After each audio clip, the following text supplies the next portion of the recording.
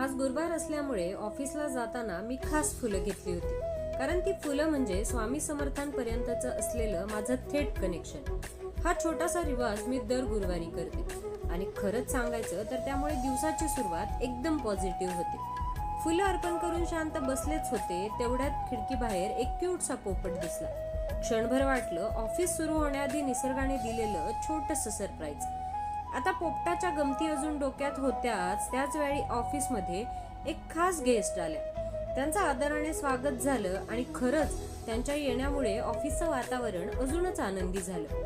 आणि मग दिवसभराची कामं आटोपून बाहेर निघणार तेवढ्यात फलकमंत्री टार्गेट अपडेट करताना दिसला.